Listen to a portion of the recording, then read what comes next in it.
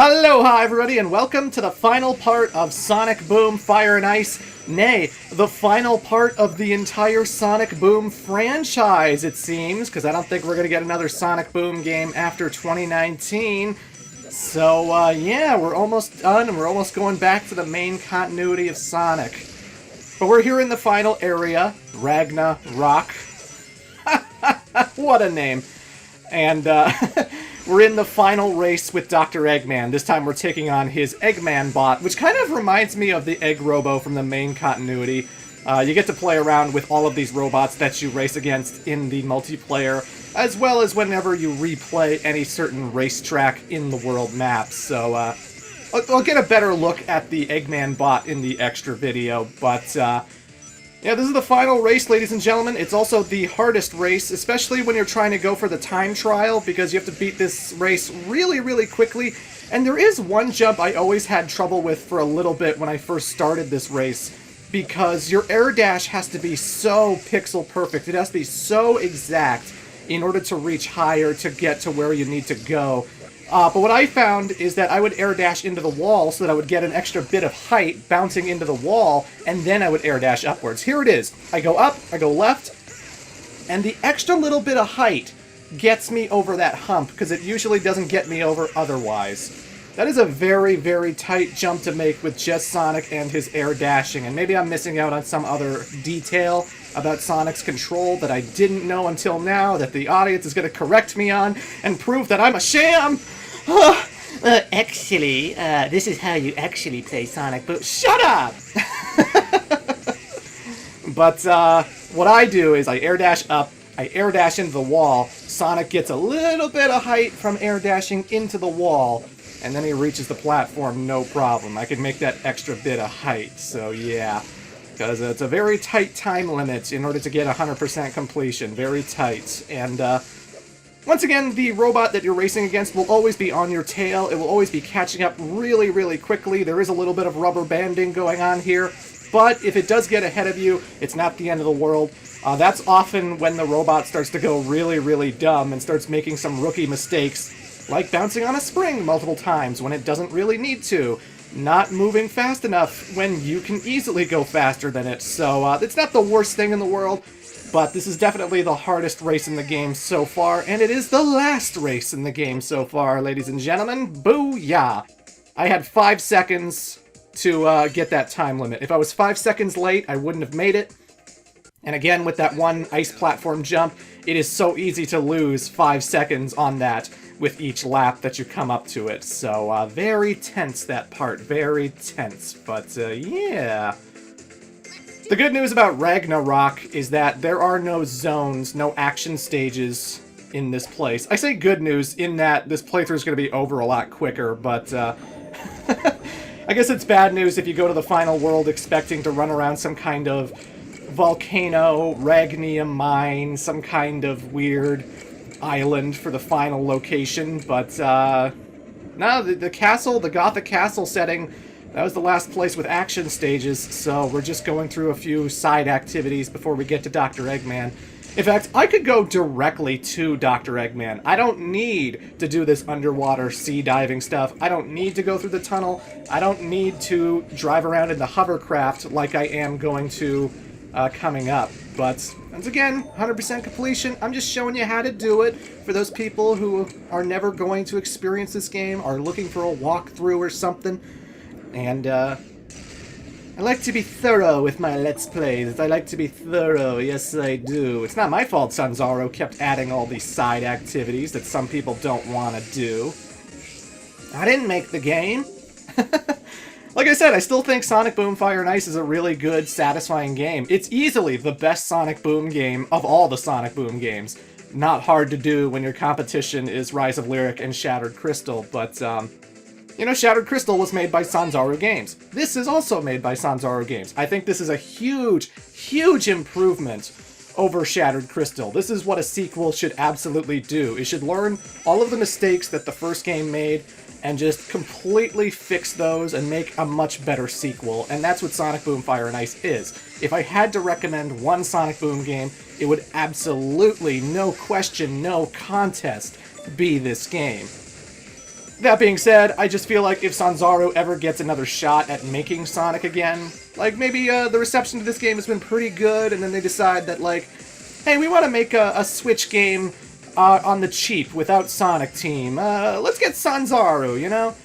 Then my only piece of advice for Sanzaru, we don't need all these side activities, or at least if you're going to do side activities, could you make them feel a little more special and unique every single time you do them? Because I could have inserted the first tunnel level that we did all the way back in, like, part 2, part 3, or whatever. And a lot of viewers wouldn't even know that I've inserted the first level. This isn't the first level, don't worry, but all these tunnel levels, they kind of bleed into each other. All the hovercraft levels, they just kind of bleed into each other. They're the weakest part of Sonic Boom Fire and Ice. The action stages are great. The action stages are so fun, so fast. There's no collectathon to force you to backtrack and go through levels multiple times over and over and over again, like with Shattered Crystal. So this game still feels very, very satisfying to play. But just this stuff. It's optional. You don't need to do it when you do a replay, so that's the good thing. You don't need to do it. I could just go right to Dr. Eggman. It's important that they're optional. It's worth pointing out. But, you know, it's just when you're doing a Let's Play and you're doing commentary, I have to keep doing the tunnel stuff, and there's nothing to say. But I'll repeat myself one more time. When you're in the fire cave, turn to ice so you can create ice bridges on the water. When you're in the ice cave, turn into fire so that you can melt the icicles. Booyah! That's how it's done. That's it, folks. That's it. We're done with the submarine. We're done with the tunnel. We only have one more hovercraft level. And then we're going right to the final boss of this whole entire thing. So, yeah. Again, there's nothing blocking you from going to the final boss. I can just go right to the final boss. Completely optional. But, you know, I want to show 100% completion. There will be an extra video where I show off all the unlockable hammers you get for collecting all the hammers. What Styx's junk will make. That was a weird sentence to say. What all of the coils that you've been collecting, all the scrap metal that you've been collecting, you give it to Styx in her house, and then she assembles something, and you might already know what she's going to assemble, but we're gonna see it anyway, god damn it.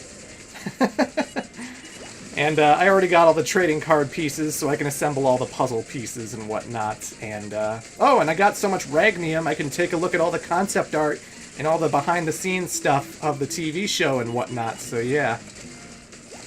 By the way, I am purposefully running into stuff to get these clocks, because, like, the bonus you get for the time is way more than the bonus you lose for running into an iceberg or a bomb or whatever, so, like, when I see those clocks, and they're always surrounded by icebergs, they're always surrounded by bombs, they're always surrounded by something that will hurt you, I just take the hit, because fuck it. I'll get more time in comparison to what I'll lose, so I don't really care. Just go for the clocks no matter what damage you take, and then you should be able to get through that stage no problem. But anywho, folks, this is it. The final boss fight of the whole entire game. Let's stop Dr. Eggman from tearing apart this planet, trying to get some Ragnium. Okay, the tracker says we're almost on top of the robot. This place is definitely the Ragnium source. The stuff is everywhere. Eggman must be mining for Ragnium here. And all the byproducts of Eggman's mining operation get piped through the fissures to the other islands. Ugh, nasty. Why does this place look like it's going to explode? Since we're closing the fissures, the pressure is building up here at the source. Eventually, I bet it will explode. Look!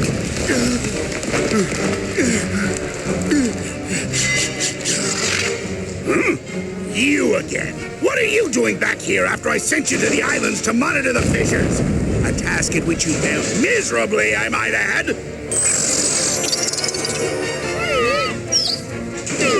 And you're a mess. Have you been letting somebody besides me kick you around?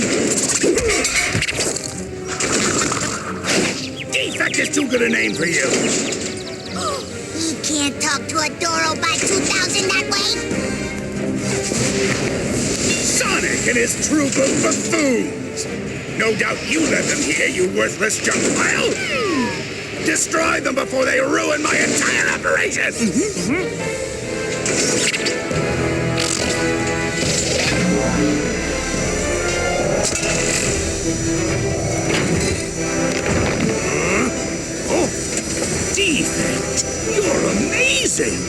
didn't know you could do that. Whoa! Now you have to stop doing that. Stop it, I say! You're destroying my beautiful ragnium mine! No! Stop it, you miserable bot! As much as it pains me to ask for help, what's happening now pains me worse. I mean, it really hurts! Somebody help me! Chill out, egg face. We got this. Sticks, come help me discipline your little BFF. Adorable or not, he needs to learn to play nice.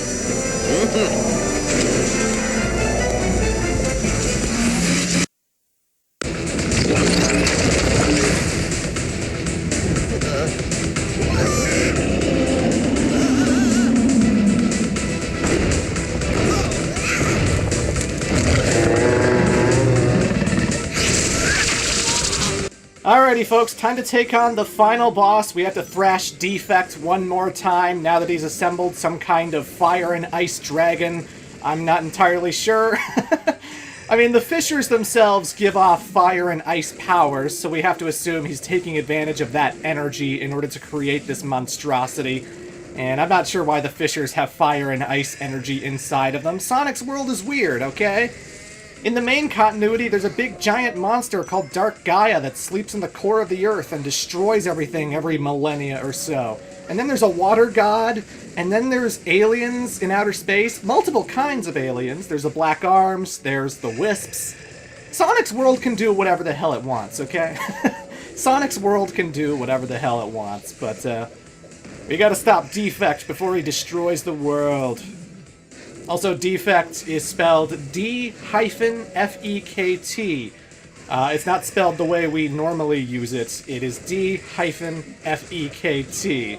So that's how you spell that. I never mentioned that. Figured I'd bring it up now. I'm not calling him by his original name, Ragna Bot. Eggman doesn't call him by that. Nobody else calls him by that after this. So he's D-Fekt, okay? He's D-Fekt. But, this first phase of the boss fight, very fitting that we get to play as Styx the Badger for this first phase, because this is going to be the final gameplay segment of the whole entire Sonic Boom franchise. I'm going back to the main continuity after this, so what better goodbye to Styx the Badger than to have her in the final boss fight? Because we're not going to be playing as her, we're not going to be seeing her ever again past this point. So this is a good send-off for that character. Nika Futterman, you did a good job voicing her. Maybe one day you'll join the main continuity. I don't know. But with that first phase, every time it rains down these rocks, you would throw your boomerang at the big rock that had the boomerang symbol, and it would destroy all the rocks surrounding it.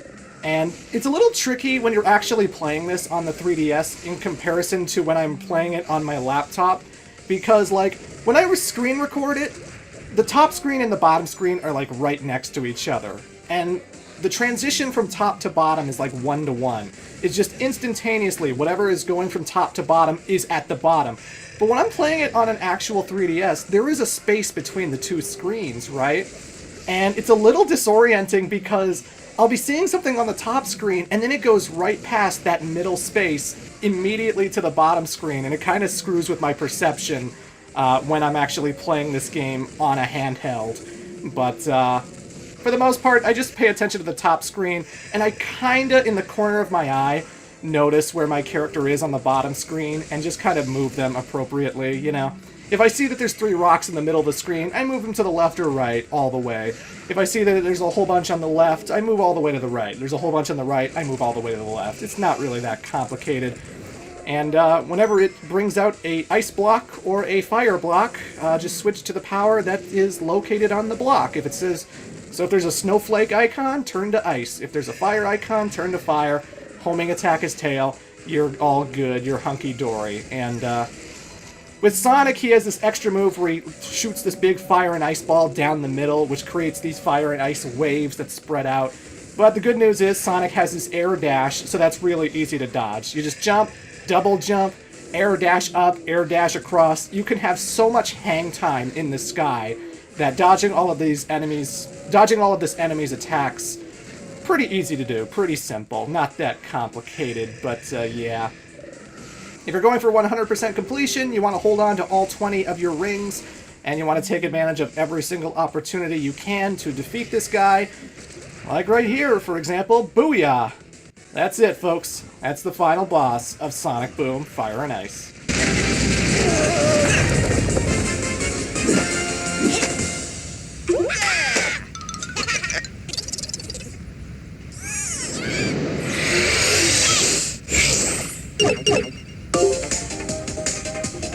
I know some of you are going, thank God. We're done the Sonic Boom franchise, ladies and gentlemen. We're done the Sonic Boom franchise. We can go back to the main continuity now. And that's how you do it. D-Fekt completely ruined the mine, so it's impossible to mine Ragnium here again. Anybody? No help? Lots of help!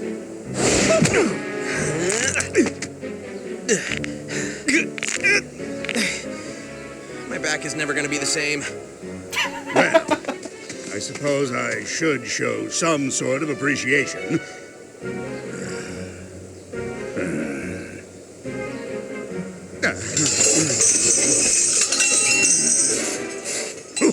Here. Adorobot 2000! I'm so sorry about the way I treated you. All you wanted was to give me love, and I returned that with contempt. If I'd only known, I wouldn't have let the most powerful mech I've ever built get beaten by Sonic. Oh, well.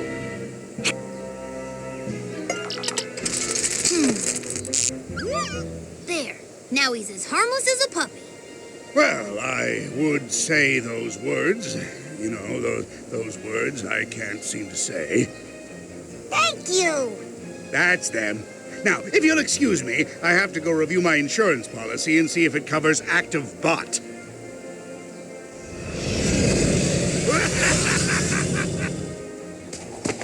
Even with insurance, the deductible's going to kill him. That's how they get you. What a line to end with.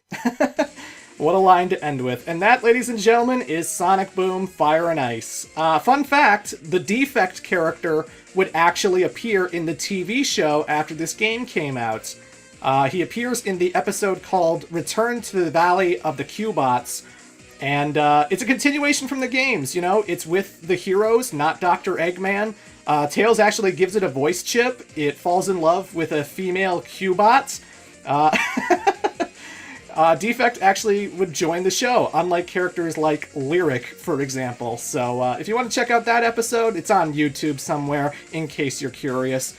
And Sonic Boom Fire and Ice is a really, really good game. You know, what a good sequel to Shattered Crystal. Shattered Crystal was a mediocre game that I can't recommend to people. It just had gatekeeping, it had kind of clunky controls, it had kind of a... It just wasn't really interesting to play, but Fire and Ice is so much faster. I love what they did to Sonic's air dash to make him so much more mobile and to get him from place to place really, really quickly.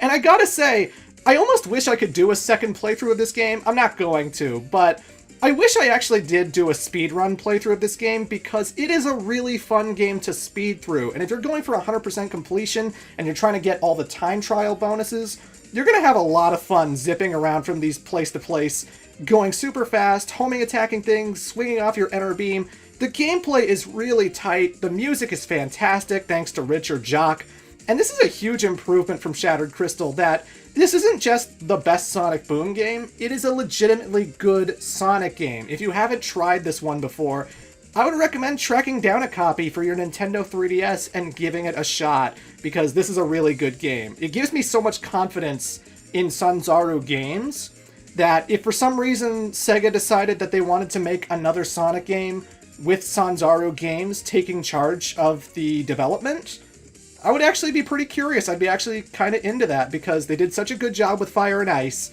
that I'm willing to give them the benefit of the doubt that they would make a really good Sonic game. So, huge improvement over Shattered Crystal. Fire and Ice is a great game. I think you should check this out. It's a really fun handheld Sonic adventure. And, yeah.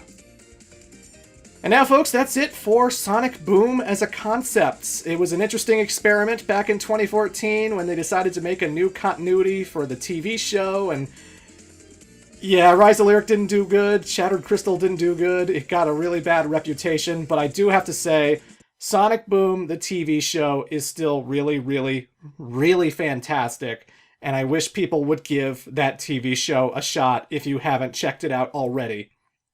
If there's anything I'm happy Sonic Boom exists for, it's for that TV show, and that is the one thing I will always keep with me, the one thing that will always stick with me since like 2014, 2015, 2016, when this whole Sonic Boom thing got going. And even though we probably aren't going to see it ever again, it was an interesting experiment, and it was quite the era of the Sonic the Hedgehog franchise. Quite the era indeed. But we gotta go back to basics, we gotta go back to the main continuity, ladies and gentlemen. We gotta go back to the main continuity. So, there is gonna be an extra video coming up next week for Fire and Ice. There is one more video I'm gonna be doing. But next in the Sonic retrospective, we are going to be doing the game you've all been waiting for. Yes, absolutely. We're going to be playing the great throwback game that takes Sonic back to Green Hill Zone and Chemical Plants. That's right. We're playing Lego Sonic Dimensions, the DLC for Lego Dimensions. I'm serious. I bought Lego Dimensions just for the Sonic DLC, and there's a lot of content related to Sonic there, and we're going to be checking that out when I return to Sonic. We're not going to be returning to Sonic right away. I am going to be doing my Clement Remembers Final Fantasy X video. I am going to be doing some extra Let's Plays that aren't Sonic or Mega Man related, but when I return to Sonic, Lego Sonic Dimensions is what we're playing. It's going to be fun. Anywho, folks, I am the Great Clement. It has been fun. That was Sonic Boom. Until next time, toodles.